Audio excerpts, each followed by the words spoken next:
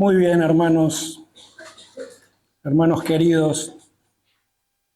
Yo también me pongo nervioso cuando hay visita, no solamente Javier.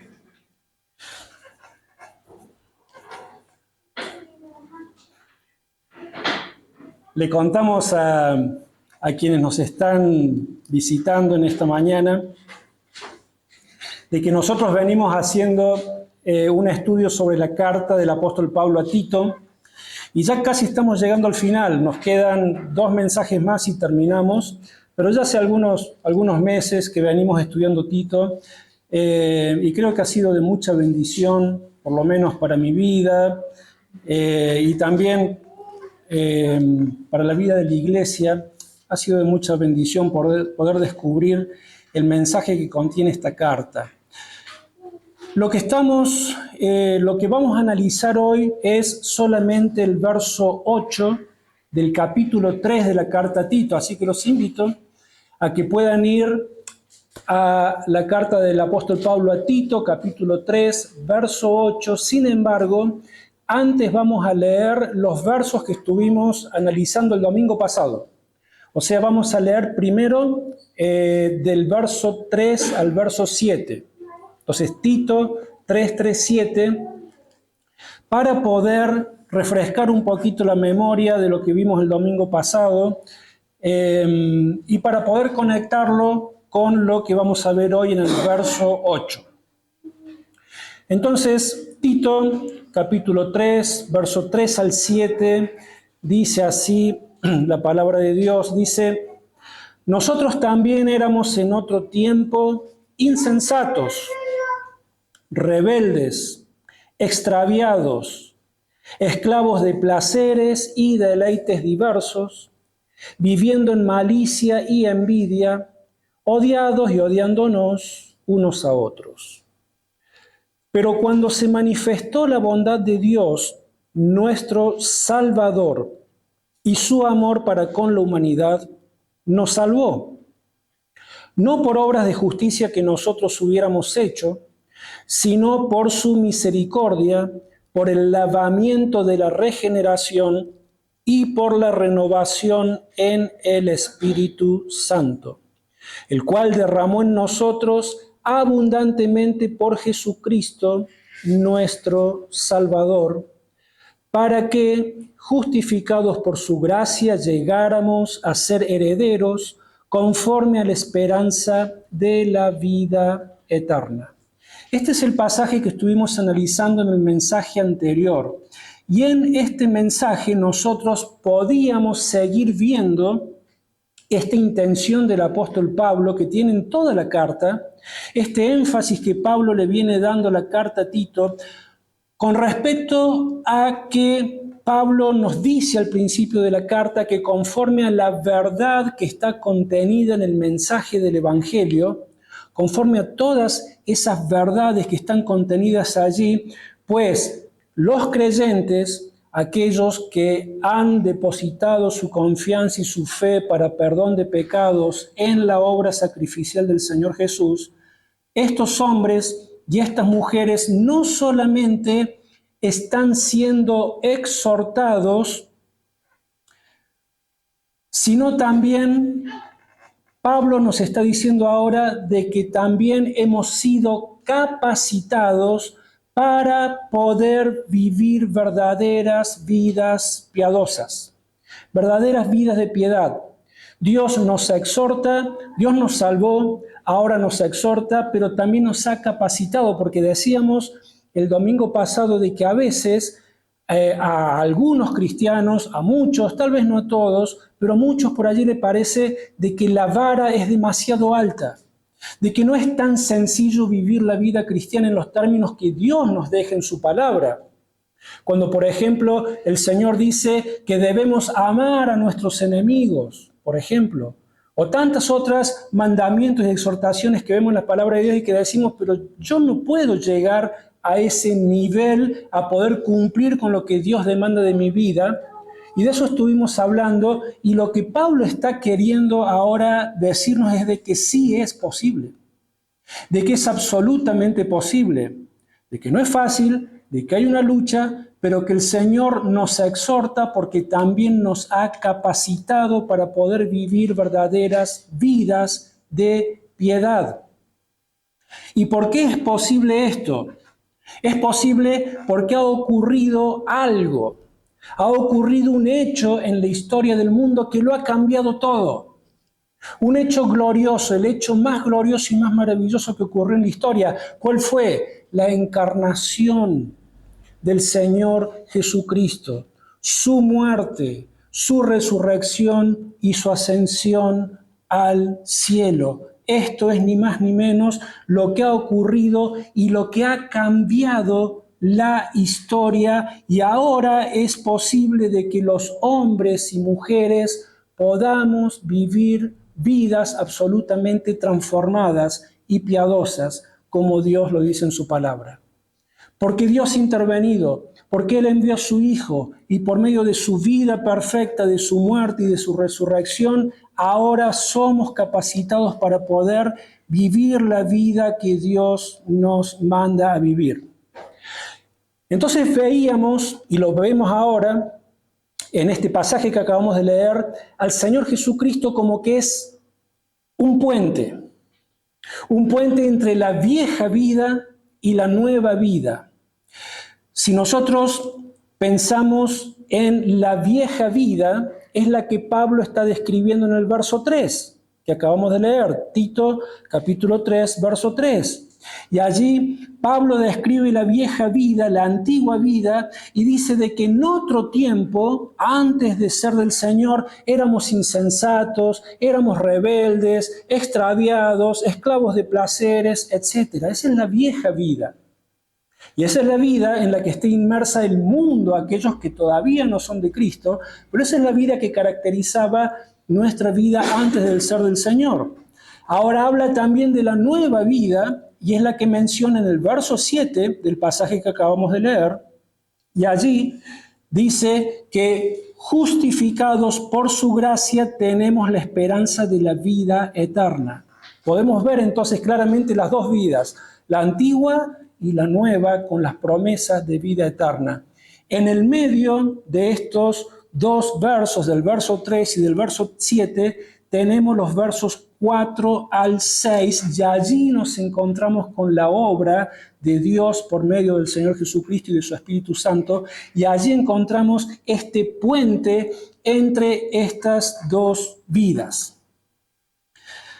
Y los versos 4 al 6 nos habla de cómo Dios nos capacita a todo hijo e hija de Dios con el don del Espíritu Santo.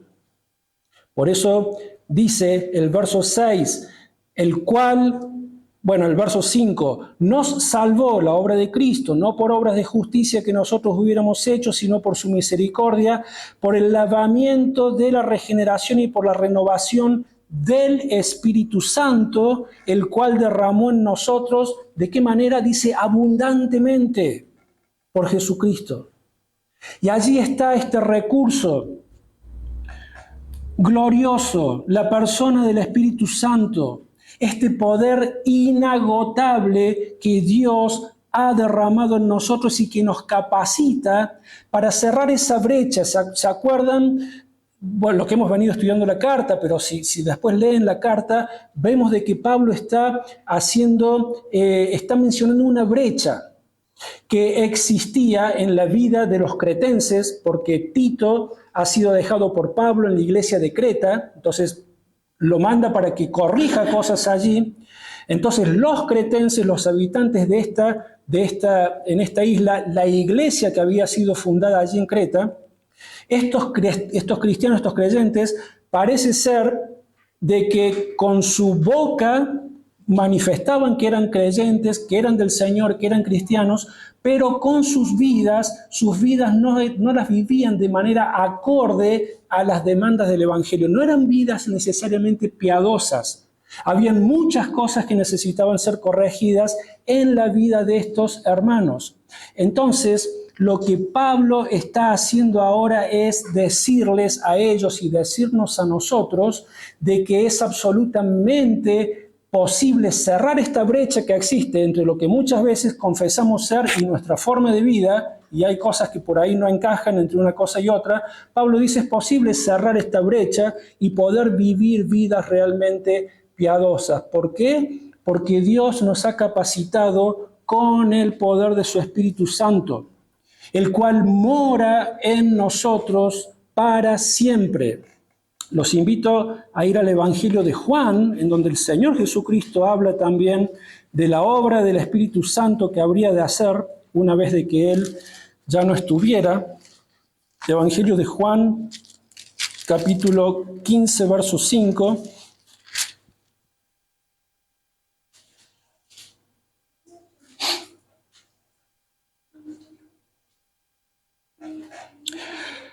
Jesús dice: yo soy la vid, vosotros los pámpanos, el que permanece en mí y yo en él, éste lleva mucho fruto, porque separados de mí nada podéis hacer. ¿De qué manera el Señor Jesucristo permanece en nosotros, en su pueblo? Lo hace por medio de la persona del Espíritu Santo, porque el Señor Jesucristo después ascendió a los cielos. Y el Señor Jesucristo dice que aquellos que permanecemos en Él y Él en nosotros, pues estos son los que habremos de llevar mucho fruto para Dios, y deja muy claro cuando dice de que separados de Él, separados de mí, nada pueden hacer. Es absolutamente necesario que ustedes permanezcan en mí y yo en vosotros. Allí mismo, Juan 16:7, habla justamente de lo que iba a ser el ministerio del Espíritu Santo en la vida de la iglesia y dice: pero yo os digo la verdad, os conviene que yo me vaya, porque si no me voy, el Consolador no vendrá a vosotros, pero si me voy, os lo enviaré. Y una de las tantas cosas que el Espíritu Santo hace en este mundo es esta, es la de capacitarnos para que podamos vivir vidas de piedad, vidas santas. El Espíritu Santo nos santifica y nos capacita para poder hacerlo.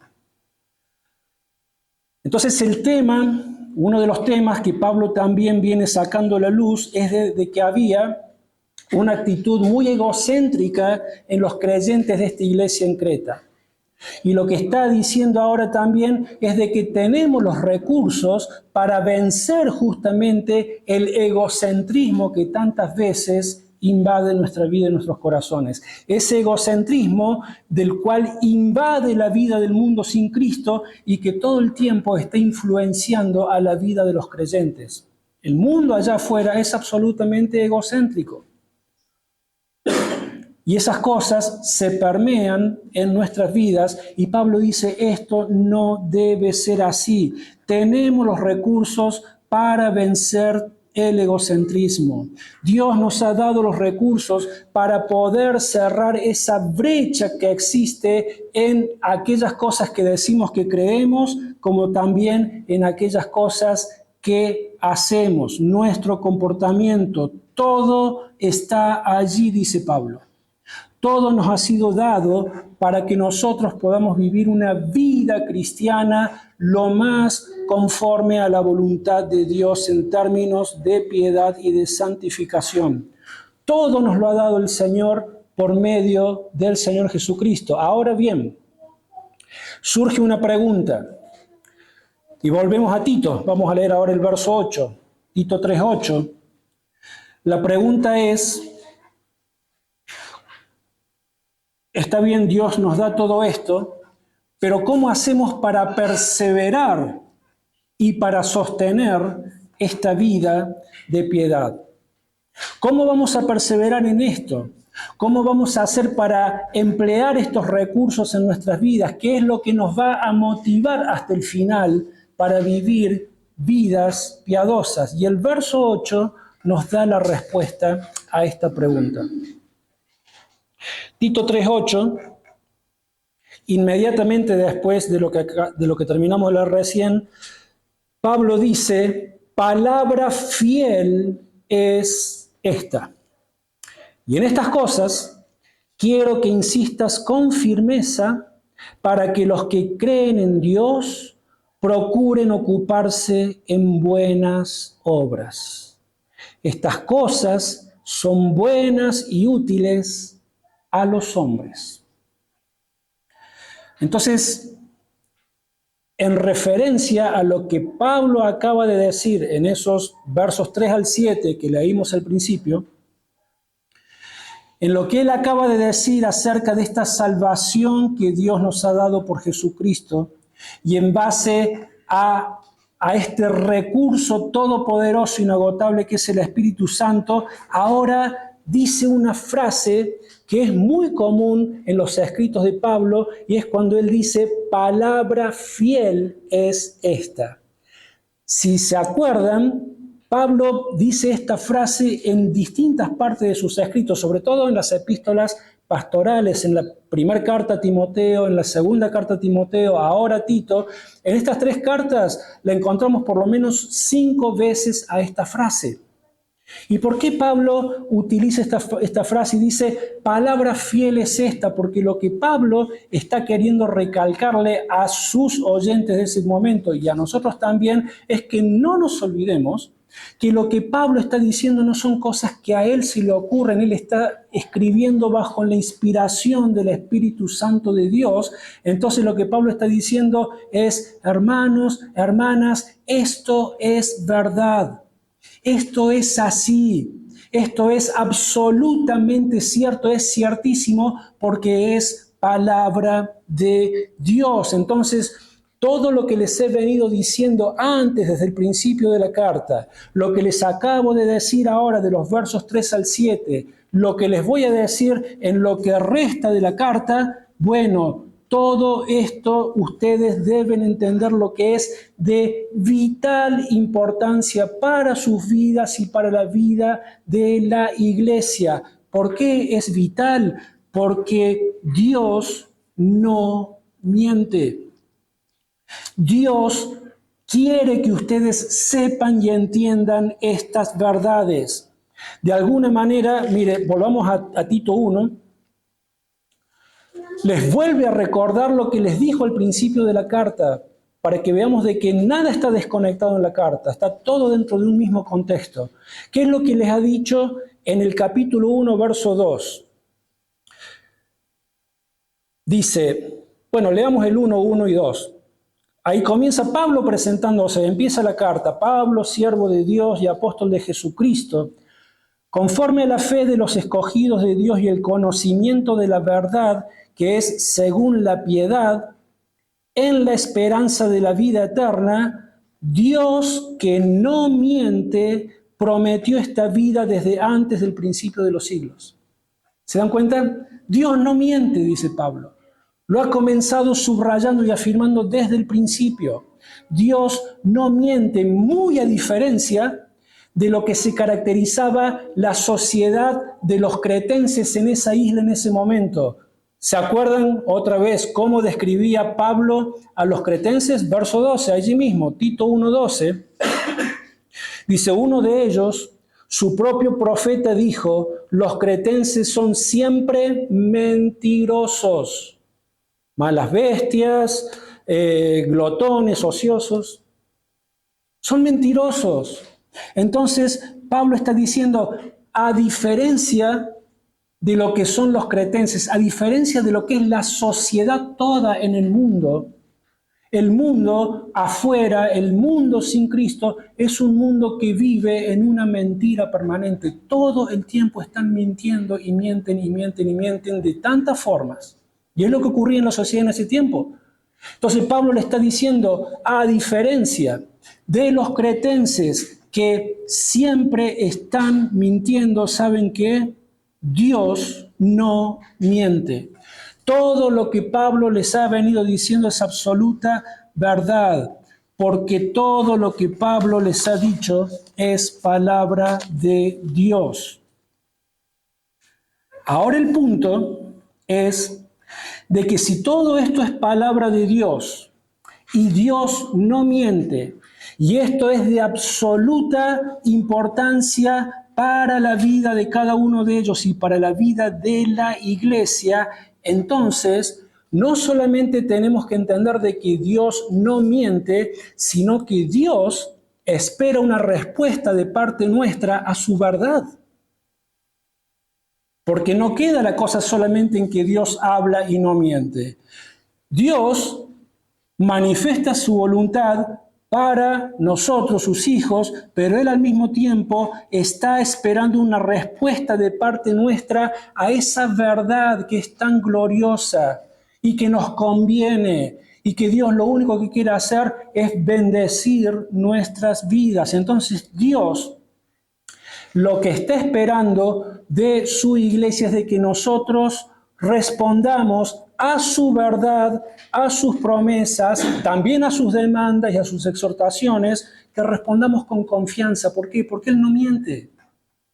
Cualquier cosa que Él nos prometa es verdad. Cualquier cosa que Él nos diga es verdad. Cualquier cosa, cualquier exhortación que Él nos haga es verdad. Cualquier cosa que Él demande de nuestras vidas es verdad y lo hace porque nos ama y podemos ir con absoluta confianza. Entonces, Dios espera que nosotros confiemos en Él y en sus promesas y que nos pongamos decidida y absolutamente en sus manos. Por eso la exhortación que Pablo le dice a Tito, le dice: Tito, es necesario que insistas en estas cosas con firmeza. Y no es una actitud de que Tito tiene que estar allí medio como con un palo. No. Insiste con firmeza, hazlo en amor, pero hazles entender qué es lo que Dios espera de ellos porque Dios los ama. Insiste en estas cosas con firmeza porque es lo que les conviene, porque van a encontrar bendición para sus vidas y porque el nombre de Cristo va a ser glorificado. No existe propósito mayor en la vida de los hijos de Dios que vivir de esta forma. Entonces, Tito insiste en estas cosas con firmeza para que los que creen en Dios procuren ocuparse en buenas obras. O sea, respondan a esta palabra fiel de Dios, que confiemos, pero que también nos ocupemos. Porque si nosotros decimos que confiamos en Dios, pero no nos ocupamos de las cosas de Dios, pues entonces es una confianza medio dudosa, ¿no es cierto? Entonces, debemos confiar, pero debemos ocuparnos. Pensemos en 3 aspectos de lo que es una genuina confianza, una genuina respuesta a la verdad de Dios, una genuina confianza que incluye el servicio a Dios que le debemos. Y comenzamos pensando en 2 clases de personas que esto ha ocurrido siempre en la historia de la iglesia, ocurre actualmente en cualquier iglesia de Cristo que pueda estar en el mundo. Pero existen 2 clases de personas que se presentan para servir al Señor. Una de ellas, un tipo, son aquellas personas, tal vez no sé si han tenido oportunidad de conocer a alguien así, pero que lo hacen un poco por obligación.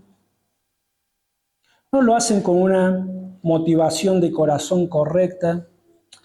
Lo hacen porque o alguien los obliga, o ellos mismos se sienten obligados, o sirven al Señor sencillamente porque sienten culpa, porque sus conciencias por allí los acusan de que no están haciendo la obra del Señor, aquello por lo cual el Señor los ha salvado.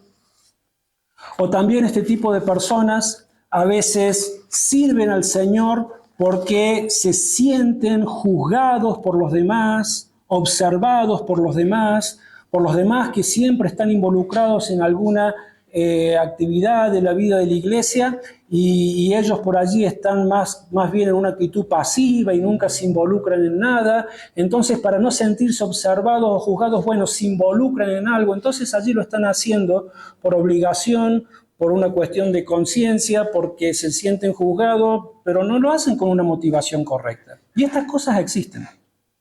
Estas personas existen en la vida de la iglesia, lo hacen de mala gana, lo hacen a la fuerza, de mala voluntad.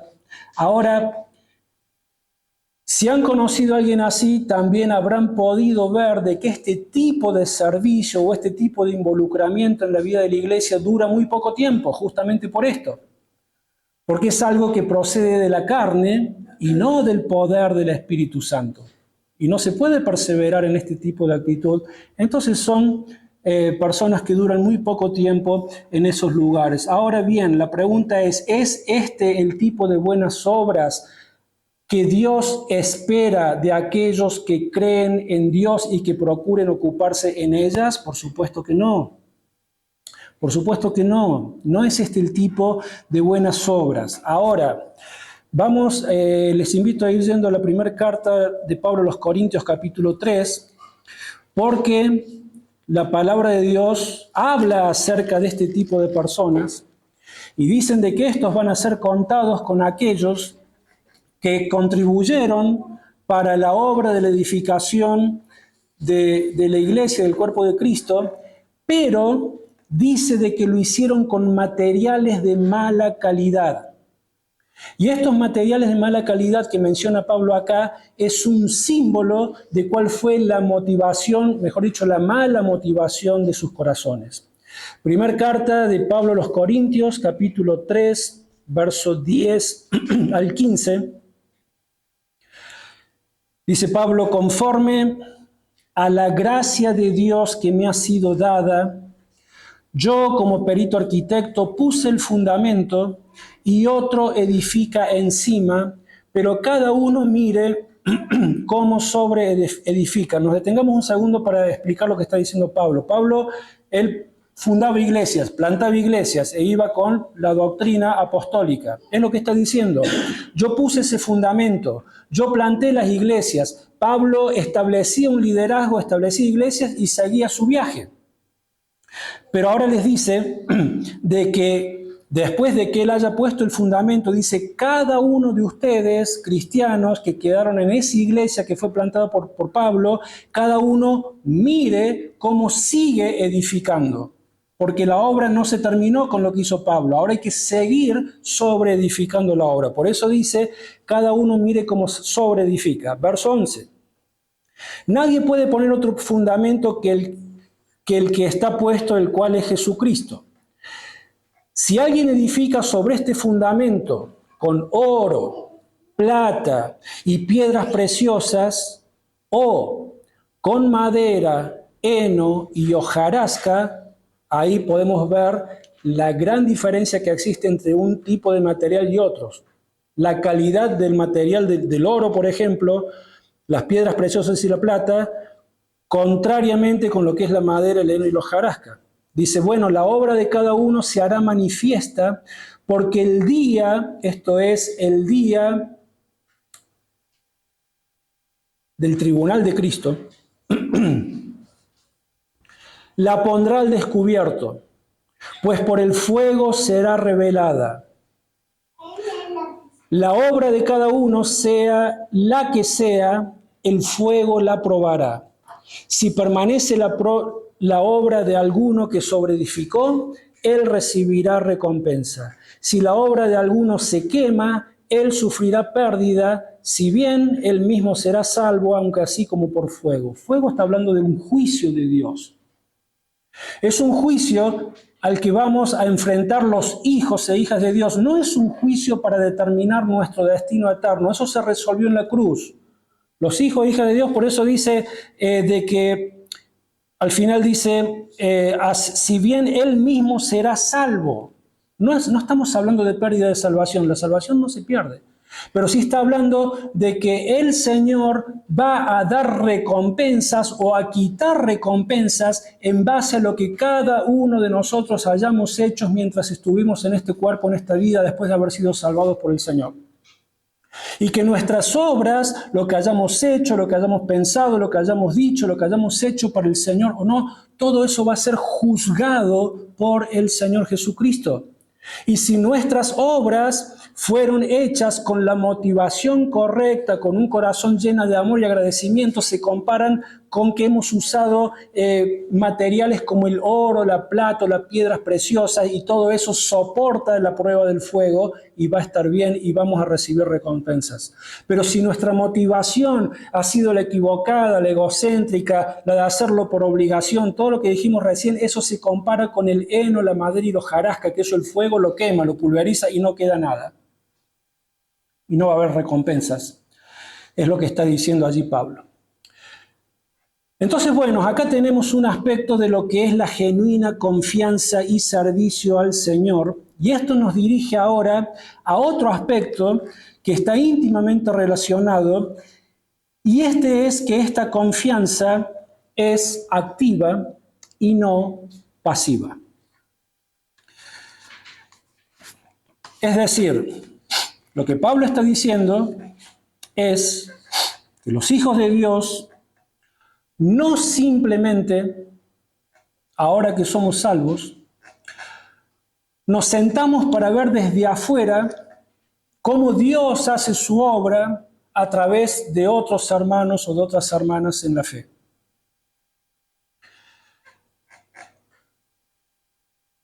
No es de que nosotros, es como cuando vas al teatro y te sentás en las butacas para ver los que actúan y cómo se lleva a cabo la obra.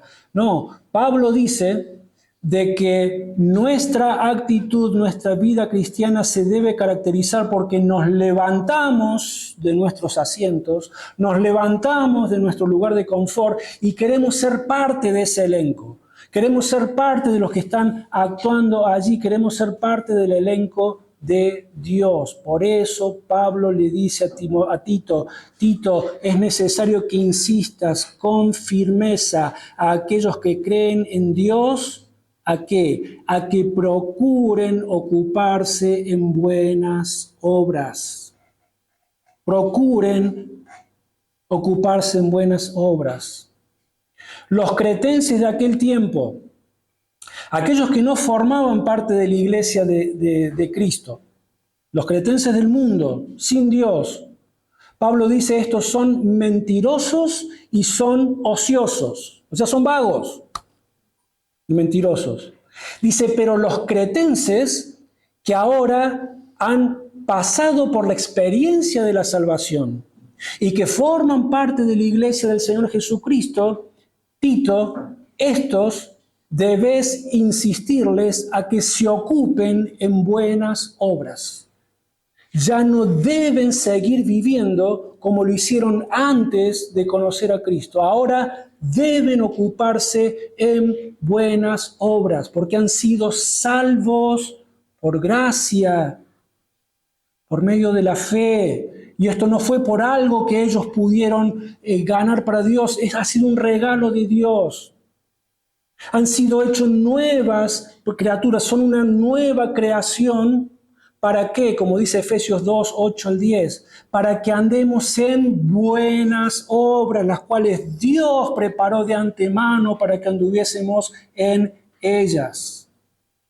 Entonces, a estos cretenses que ya no forman parte más del mundo, tenés que decirles, Tito, que deben ocuparse en buenas obras. Ser un cristiano conforme a la voluntad de Dios no tiene nada que ver con pasividad ni con ser ocioso. Ser cristiano y ser pasivo es una contradicción de término a la luz de lo que dice la palabra de Dios. Entonces Dios nos manda que confiemos, porque su palabra es verdad, su palabra es fiel. Entonces el creyente lo que debe hacer es vivir en una actitud de confianza y de servicio al Señor. Este creyente que está confiando en esta palabra de Dios, que es fiel, que Dios no miente, ahora y comienza a ocuparse en las buenas obras que Dios le manda a hacer, ahora puede comprobar de que ahora puede hacer cosas que tal vez antes no podía, antes de ser de Cristo, Y que ahora sí puede, porque está la palabra de Dios, porque está el Espíritu Santo de Dios capacitándolo, porque está en medio de un entorno cristiano, la iglesia, todos estos medios de gracia que Dios nos regala para animarnos los unos a los otros, a que hagamos buenas obras, y ahora ese creyente se da cuenta de que puede servir al Señor y de que puede servirlo de tantas formas en el ámbito de su hogar, de su vida privada, de sus relaciones. Ahora ese creyente se da cuenta de que puede ser un mejor esposo de lo que era antes. La esposa se da cuenta de que ahora puede ser una mejor esposa porque está confiando en la verdad de la palabra de Dios y se está sometiendo a lo que Dios dice para el rol de la mujer en el matrimonio. El creyente que vive confiado en las verdades de la palabra de Dios, ahora se da cuenta de que sí es posible amar a los enemigos, perdonar a los que nos han hecho daño, amar a nuestros hermanos en la fe con una fe sincera, sin fingimiento. Como decíamos, la vara parece muy alta, pero no es imposible. Es lo que está diciendo Pablo. La vida de piedad puede parecernos muy alta, muy difícil de vivir, pero no es imposible. Si nosotros confiamos en que lo que Dios dice en su palabra es verdad y funciona, pues entonces vamos a poder ir superando de a poco, día tras día, todas aquellas distintas áreas en nuestras vidas, en nuestro carácter, cosas para resolver. Sí, hay mucho, falta mucho por delante todavía, pero es posible, porque no estamos solos. El Señor nos ha dejado su Espíritu Santo y estamos absolutamente capacitados por el Espíritu Santo, por su palabra y por la iglesia para poder seguir creciendo y llevando frutos para Dios. Y cuando Dios nos llama también a que demos testimonio de estas gloriosas verdades, a que llevemos el Evangelio, porque entendemos, lo hemos dicho una y mil veces, la vida cristiana no es solamente de las puertas para dentro de la iglesia, sino que se nos llama a que llevemos este mensaje glorioso, el único mensaje que transforma el corazón y la vida de las personas, el único mensaje que tiene poder para salvar el alma de las personas. Cuando el Señor nos envía a dar testimonio del Evangelio, no nos envía solos. Mateo 28, un pasaje conocidísimo pero tan hermoso. Fin del Evangelio de Mateo, 28, 18 al 20. El Señor no nos envía solos, Él viene con nosotros. ¿Para qué? Para respaldarnos con su autoridad y su poder. Mateo 28, 18 al 20.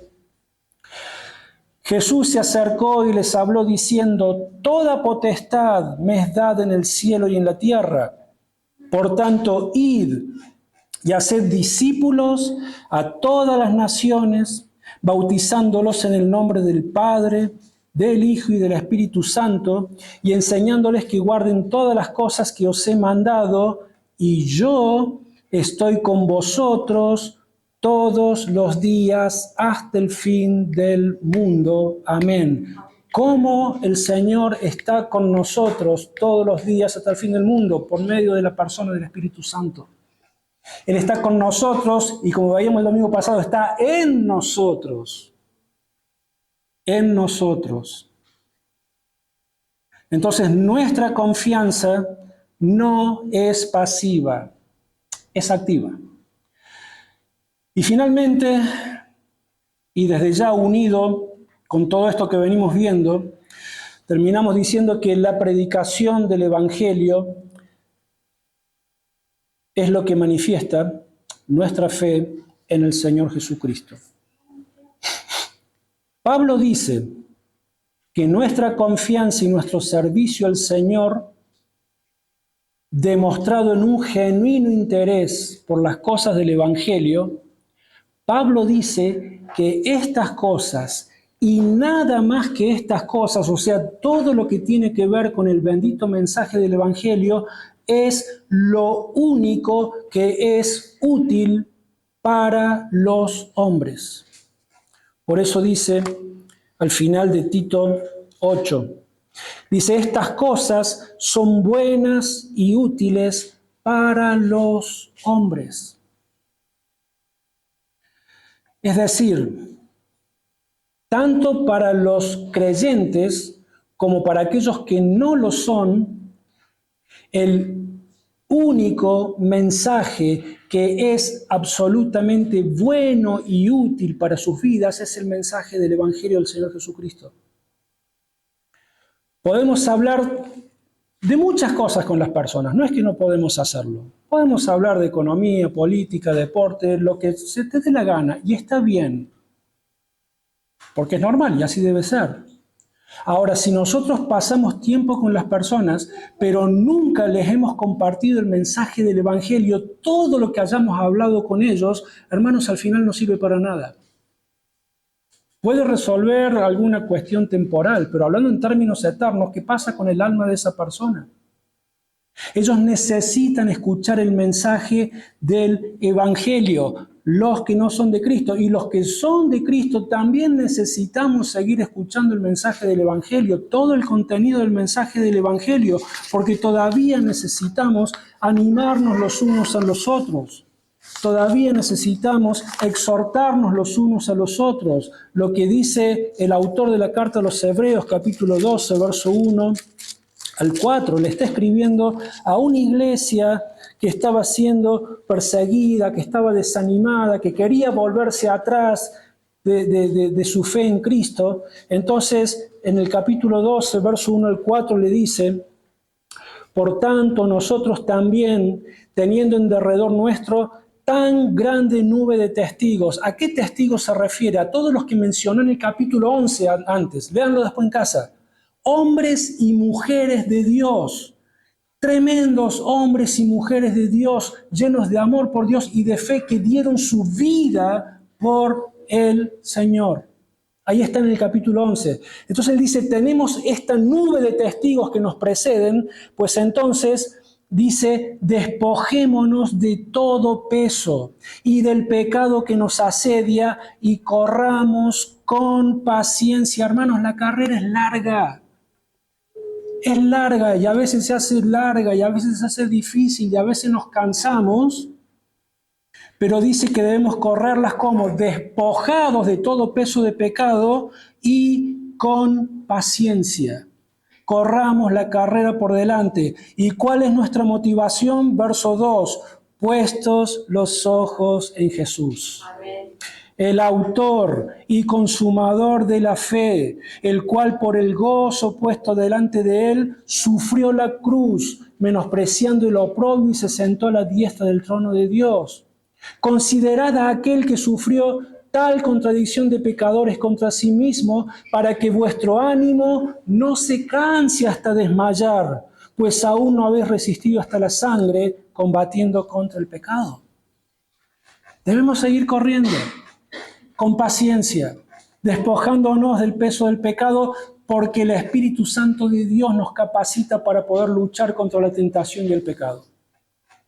Y correr un día a la vez, y nuestro objetivo es encontrarnos un día con nuestro glorioso Salvador. Él está allí. Él está con nosotros y en nosotros. Y Él nos está esperando. Y Él nos está llevando de la mano a casa.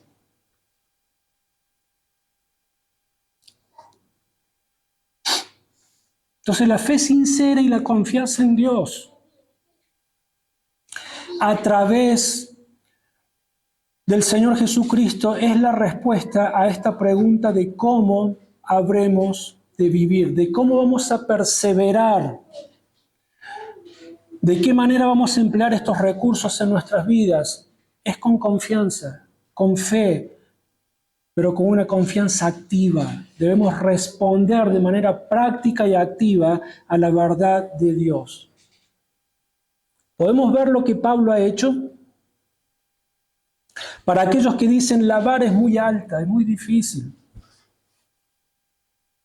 Bueno,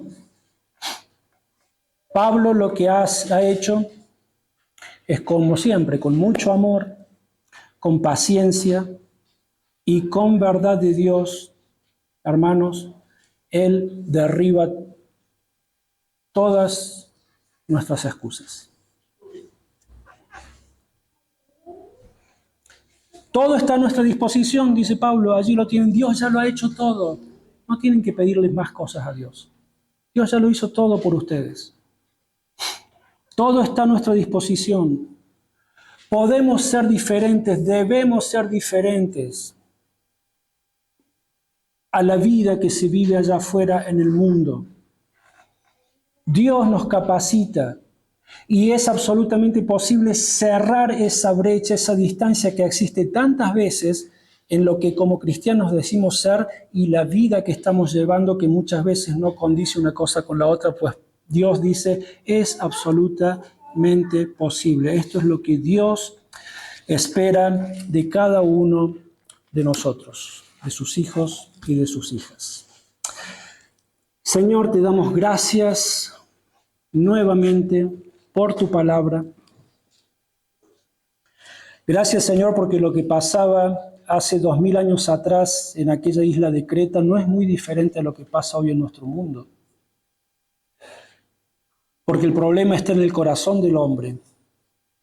Y la única solución para los problemas, los conflictos y el pecado que se arraiga en el corazón del hombre es el bendito mensaje del Evangelio.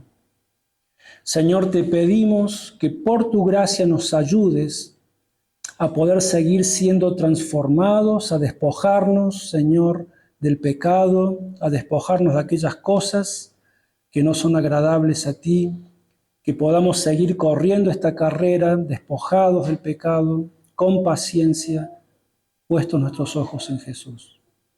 Y te pedimos como iglesia también, Señor, no solamente crecimiento espiritual y confianza en ti y obediencia a ti, sino que junto con esto nos ayudes, como siempre te pedimos, Señor, a poder llevar este bendito evangelio de vida y de vida eterna a todos aquellos que aún no lo conocen y que tanto necesitan de tu salvación en sus almas. Te pedimos en el nombre del Señor Jesús. Amén. Oh, alma alaba, pues Él te ha sanado.